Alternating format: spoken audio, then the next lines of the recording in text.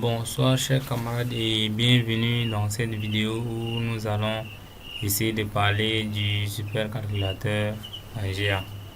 Mais avant tout, on doit essayer de définir ce que c'est qu'un supercalculateur d'une manière générale.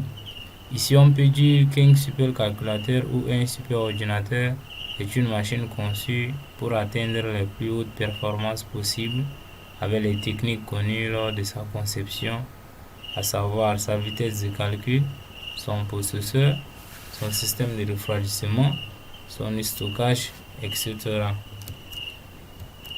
Nous allons essayer de présenter un peu euh, la machine Pangea. Ici, nous pouvons dire que cette machine installée au laboratoire Total Energy est aujourd'hui le premier ordinateur le plus puissant de l'industrie française. Ce classement lui permet donc d'être la 33e sur la liste Top 50 actualisée en juin dernier. Ce superordinateur nous permet de faire de la recherche scientifique, de l'analyse financière autant pour moi, de la conception automobile et aéronautique, de l'exploitation pétrolière, etc. Ici, plus loin, nous pouvons dire que ce géant de l'industrie française a été conçu par l'IBM et dispose d'une capacité lui permettant de faire plus de 31,7 000 milliards d'opérations par seconde, soit 31,7 pétaflops, ce qui est ici l'équivalent de 170 000 ordinateurs portables de nos jours. Et Pangea 3, comme il est le dérivé de Pangea 1 et 2, il a triplé sa capacité de stockage qui passe de 500 pétaoctets à 76 pétaoctets. Ici, nous pouvons afficher sur le tableau sa puissance de calcul, sa capacité de stockage, sa consommation énergétique. Ici, Pangea consomme 1,5 MW par pétaflop. Donc, on peut dire en un mot que ce superordinateur ou supercalculateur est moins énergivore parce qu'il ne consomme pas assez d'énergie comme ses précédents, c'est-à-dire le Pangea 1 et 2. Ici, nous avons Pangea compte au total 558 nœuds, qui est ici son unité de base de réseau. Affiche 6 cartes graphiques NVIDIA.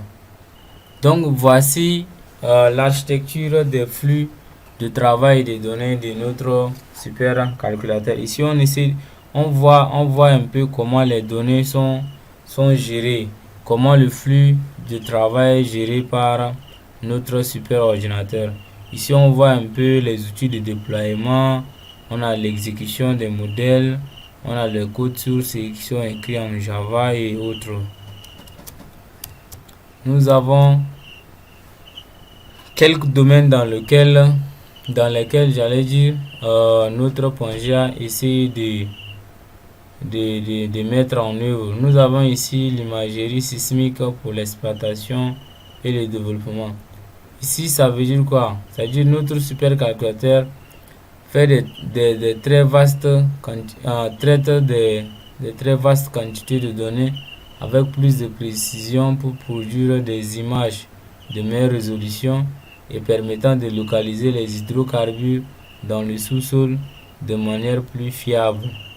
Nous avons également le développement et modèle de production, c'est-à-dire l'augmentation de la puissance de calcul nous permet d'utiliser des méthodes innovantes de simulation des gisements. Nous avons également la valorisation et la sélection des actifs.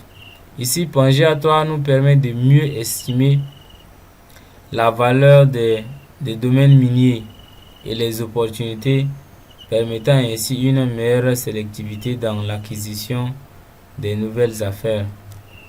Ici, nous avons quelques images qui montrent un peu les locaux de notre Pangea 3. Voici notre Pangea 3 en image. Donc, chers camarades, ainsi prend fin notre vidéo de la soirée.